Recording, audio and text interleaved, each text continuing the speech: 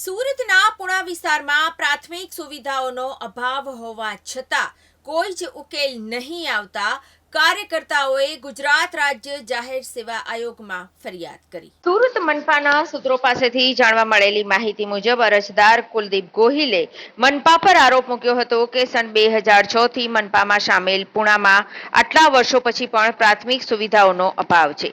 શાંતિકુંજ, સુલભ શૌચાલય અને વાંચનાલય સહિતની સુવિધાઓનો અભાવ છે।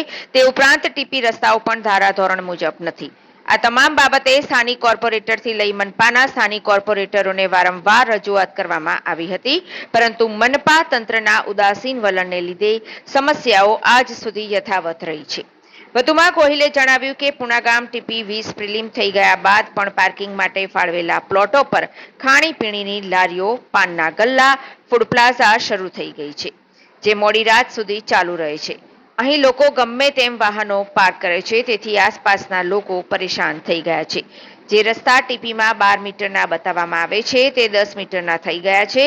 જે રસ્તા 8 મીટરના હોય તે સ્થળ પર 8 કે 7 મીટરના જ હોય છે। ટીપી પ્લાનિંગ એક્ટ મુજબ ટીપી સ્કીમ ડિઝાઇન કરવામાં આવતી નથી। આ તમામ આરોપ સાથે કુલદીપ ગોહિલ દ્વારા ગત તારીખ 21 માર્ચના રોજ ગુજરાત રાજ્ય જાહેર સેવા આયોગમાં પિટિશન દાખલ કરવામાં આવી હતી, જેને ધ્યાનમાં રાખીને આયોગ દ્વારા મનપા કમિશનરને સમન્સ પાઠવવામાં આવ્યું છે, જેમાં 26 જૂનના રોજ 1 વાગે પ્રત્યક્ષ અથવા વિડીયો કોન્ફરન્સ દ્વારા આયોગના કોર્ટ સમક્ષ હાજર રહેવા જણાવ્યું છે।